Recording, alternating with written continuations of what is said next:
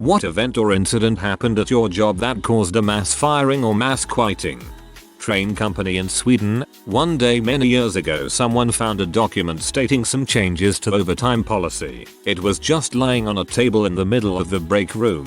One copy only. Due to the nature of the business there tends to be a lot of shifting hours back and forth. Sometimes we, drivers, can get home hours and hours early, and other times we get horrendously late, hence overtime. This document stated that now overtime forms had to be filled for when we came home early, under time, so to speak. This otherwise already scheduled time would be withdrawn and the company would then be able to reuse that time. Negative overtime. One copy on a table, and a few hours later people had come in from all over in a major huff. There were outright and immediate resignations, shouting matches, phone calls to union representatives, a huge outcry overall. Date on the document and the day it was found, the 1st of April. Much fun was had.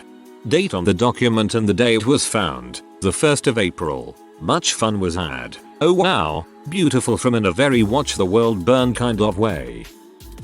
In a team of 30 IT consultants that had been working a big project for a couple years, the standing offer that governed rates, etc., had been defined and would continue for the next few years. But the renewal deadline for each of our individual contracts with the contracting company, middleman, was just a week away and we hadn't seen the paperwork, just promises that we were being renewed. Finally get the paperwork and see a 10% cut in rates. Quite surprised because the standing offer didn't have any such change. Contracting company says the client department renegotiated new rates by saying that another company could be used instead. We were shocked that the client would put such a big project at risk. People made inquiries. It turns out the client department made no such changes. The contracting company was just making a grab for a bigger piece of the pie. There was outrage. People quit. Other yelled and got fired, etc. The company had to quickly backpedal and claim it was an administrative error. You're right.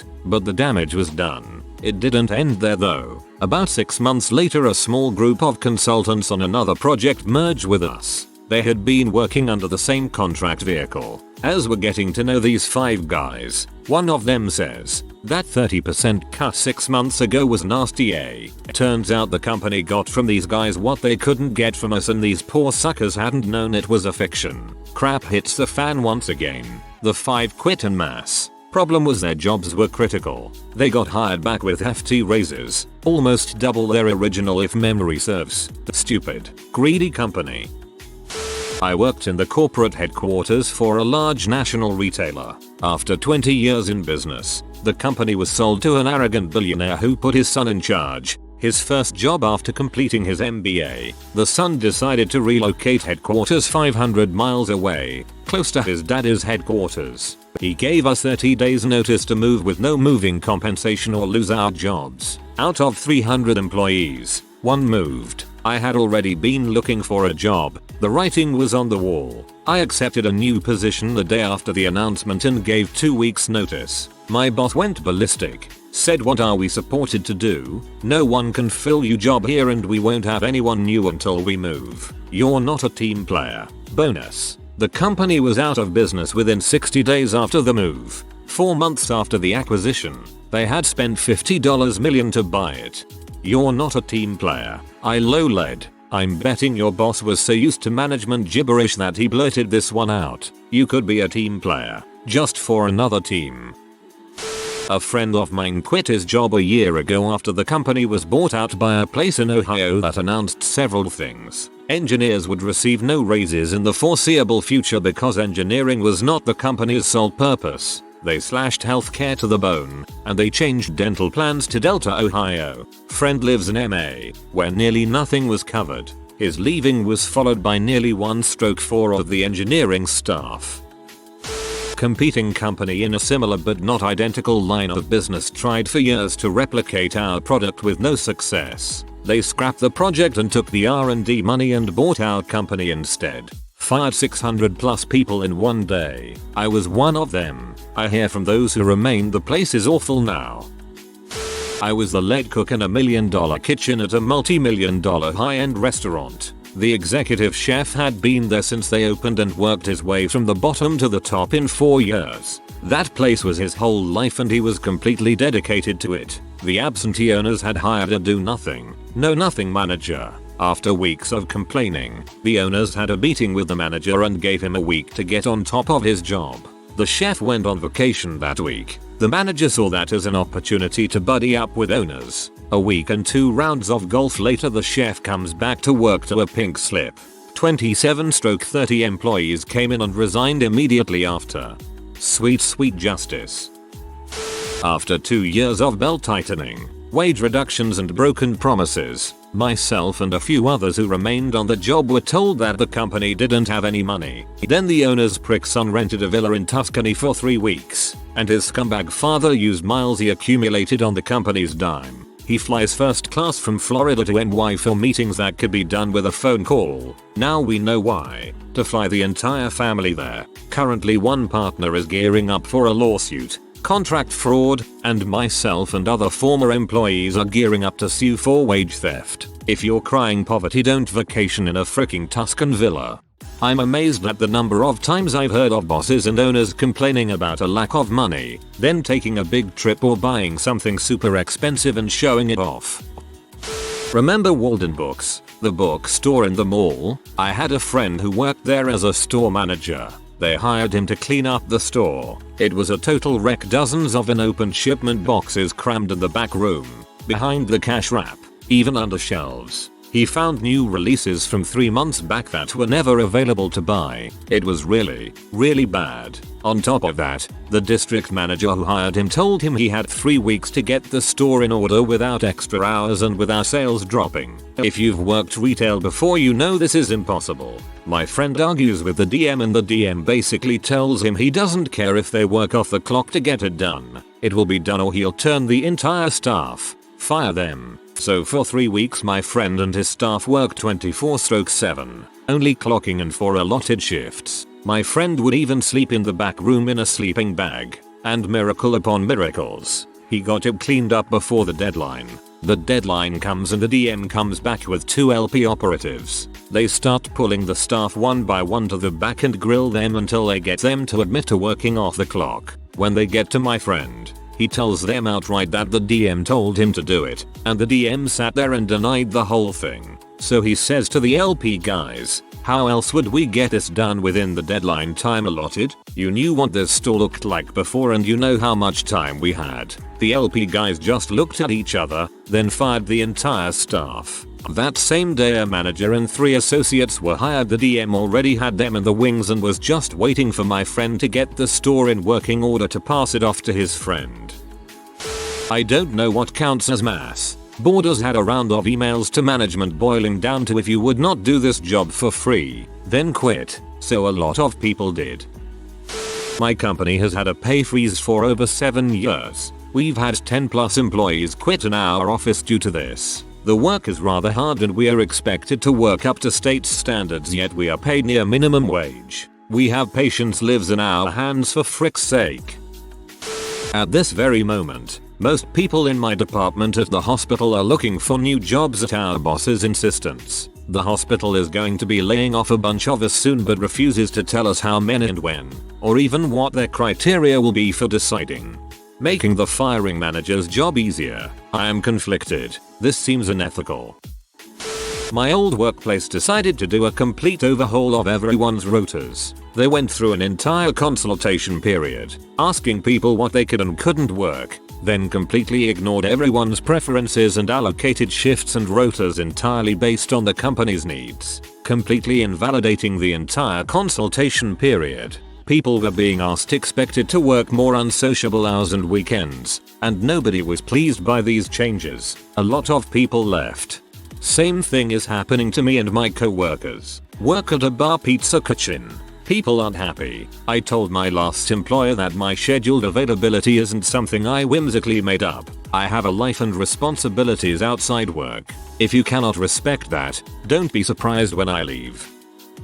I worked at a Dave & Buster's in a fairly low income area. We had parties of 8 or more come in regularly, and they would run up $200 checks, which was fine since they had an automatic 18% gratuity for being such a large party. They decided to eliminate the large party gratuity option in hopes that it would inspire servers to work harder. Instead, we all started getting regularly stiffed on these massive checks. Within 3 weeks, over a third of our staff quit. I worked at a D&B in a low income area as well. It was my first serving job. That 6+ people auto-grat made my night more times than I can remember. This didn't happen to me. However, when I was in college, 2 of my professors worked at Core Entertainment, an animation special effects company. One day the owner gathered the top people into a boardroom and basically said, "We are in a bit of a financial situation, so we can't pay anyone for this month." Just about all the senior people quit that day, and within a week, my 2 professors had jobs elsewhere. Employee salary should be priority. If you can't pay your employees, you won't have employees, and you won't have a company. Someone pee in a watering can in the storeroom when I worked in a Kmart. No one came forward about it, so all the stocking staff who were on theft night got sacked. Last year I briefly worked as a caterer. I only managed to work 3 gigs before I quit. The reason being that my boss tried to fit in 12 people into one minivan. He did this because he was charging everyone $10, so he benefited from it. At one point we all decided that it was stupid and reckless for 12 people to be inside a minivan, especially since we were all sitting in the back, Indian style. After arguing with him to get another car, we still went to work. After that day, I and a bunch of other people decided never to work there again.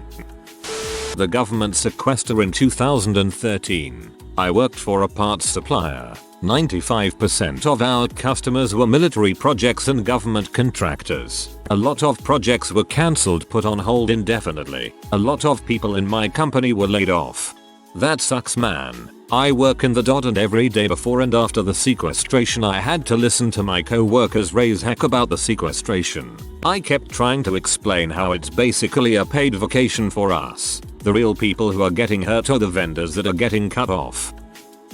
In college I worked for 2 grocery stores so that I could get full-time hours. One was a much bigger retailer, and the other was a smaller store that only had a couple dozen locations in the state. The first job will always go down as the worst job I ever had. It was dehumanizing. Do not talk. Do not move from this spot. They dictated what you could say to customers, and the head manager spent his entire shift in the office watching the cameras. From the day I was hired until the day I quit, I never said 6 words to him. I had to get the second job because due to the economic downturn the store began cutting hours, to the point I went from 39 hours to 10, if I was lucky. Worse than that, I was only ever scheduled for 3 or 4, and they'd tell me to be on call as if I were a doctor or firefighter. They'd call during school hours, which they knew, and when I couldn't come in they'd use that as proof I didn't really want the hours. The second job didn't have enough hours to go around, but the manager was a really good guy, easily the best manager I've had,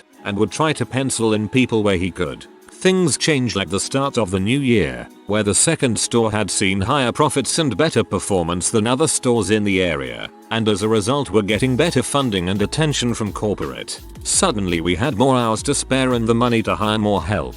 They offered me a management position and I took it, but my first job was suddenly determined to make me see through my 2 weeks notice, so I tried to honor that. I had been at the first job for 2 years, and knew all of my co-workers. I had a good reputation because I kept people laughing, made the shifts go faster, and just got along well with everyone. When I put in my 2 weeks I had a lot of them asking where I was going, and if they were hiring. So I went to my other manager with their names and applications to see if there was anything he could do. He hired 13 new employees straight from the competition.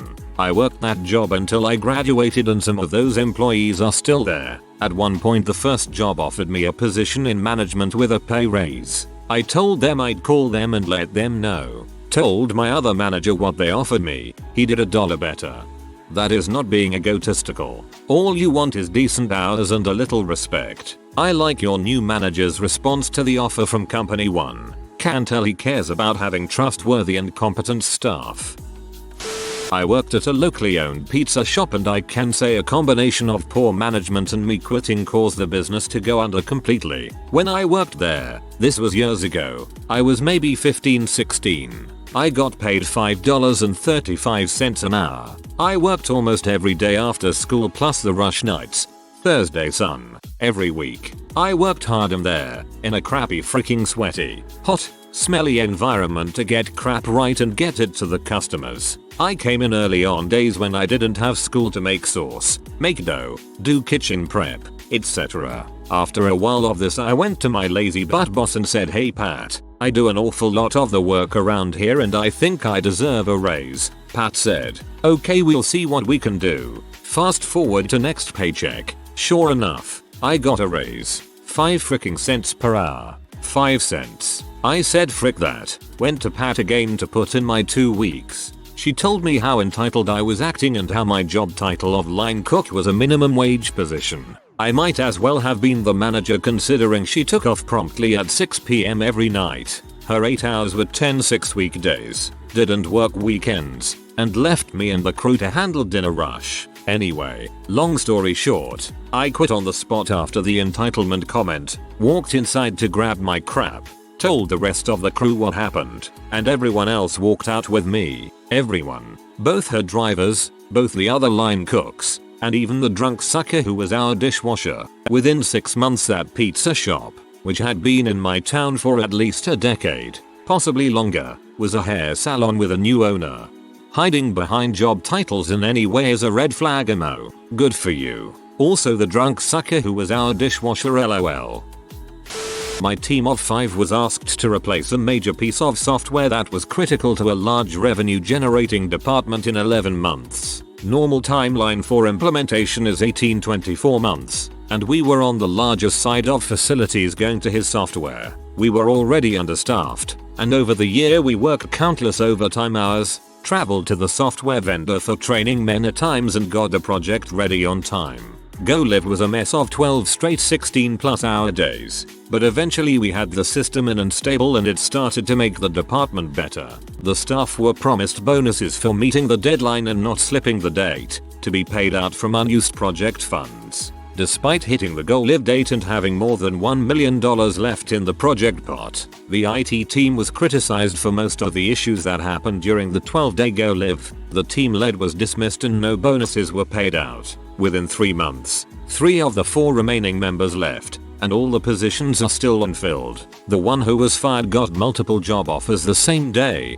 and the 3 who left all got multiple offers within a month of the project ending. The team lost 30 years of experience in a week, simply because management wasn't willing to protect them. Ironically, the manager who threw the team lead under the bus was canned 6 weeks later.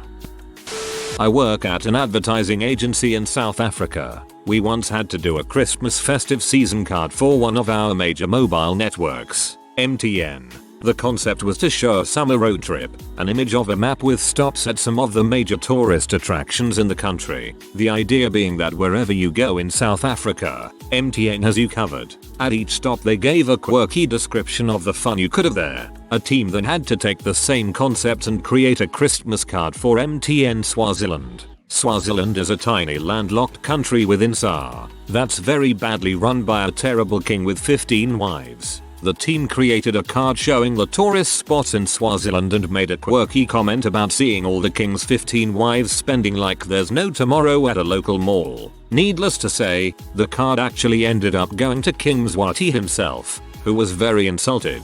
Swaziland is incredibly poor and the king is incredibly rich and abuses with his wealth, but doesn't want to come across that way. The king insisted that people were fired over the incident. People at MTN lost their jobs and we told Swaziland that people had been disciplined over the incident, while really we all just thought it was ridiculous.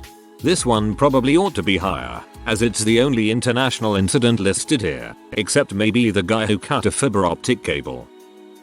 Once, a few people got fired and or suspended from where I worked because of their involvement in a Super Bowl pool. It was the dumbest thing I've ever seen and it all could have been avoided if the guy running it wasn't so brain dead. He was openly trying to recruit people to buy boxes on this grid he needed to fill. He was even asking managers, at a company where gambling pools are forbidden, The company warned him about the rules, asked him to keep all talk of the pool outside of the building and suspended him.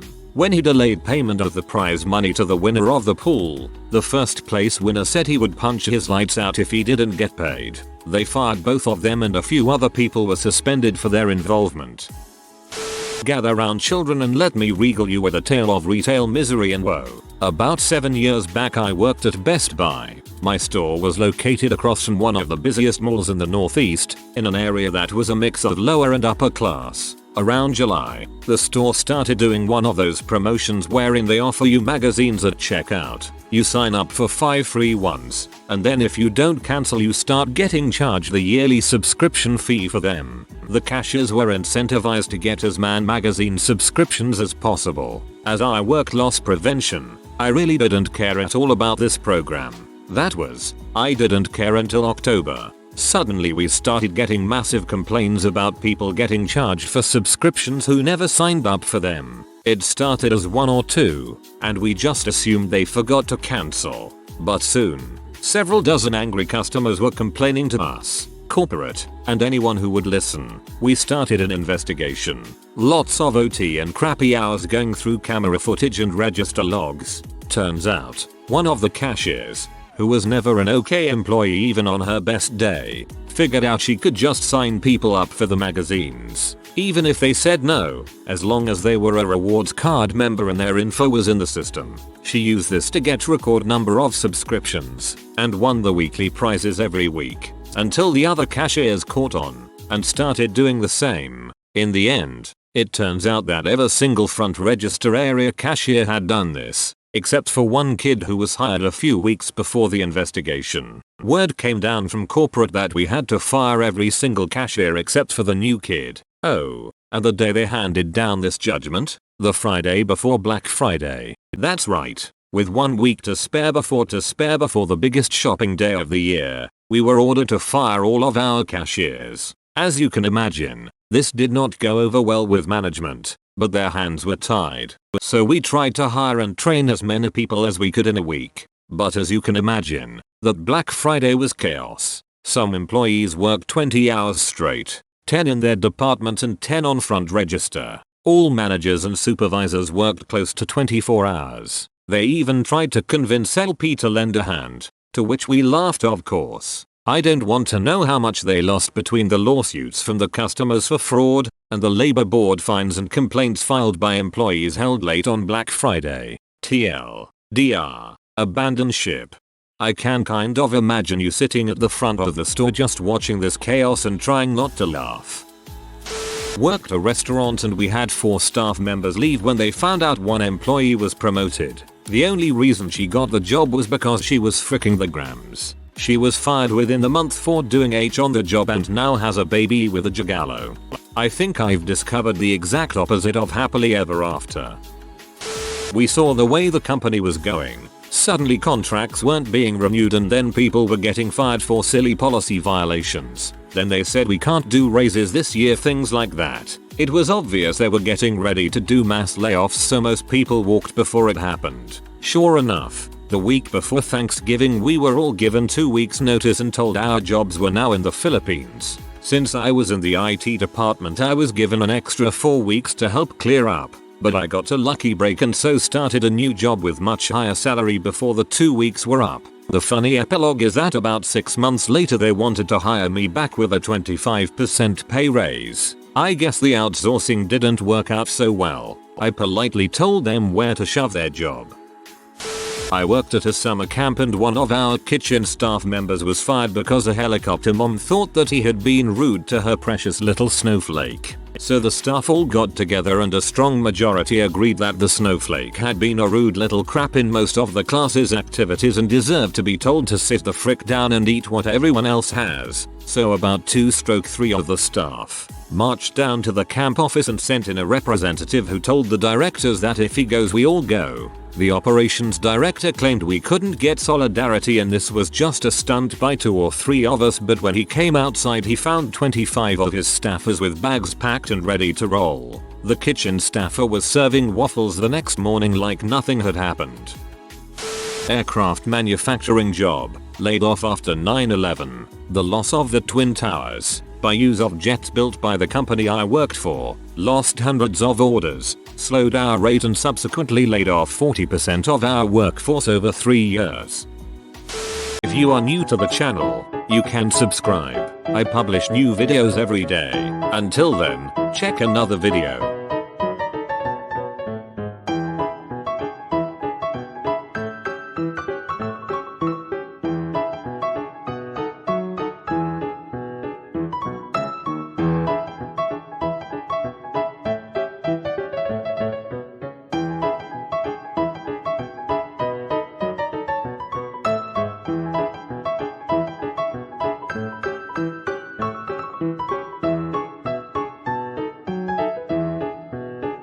Bye for now.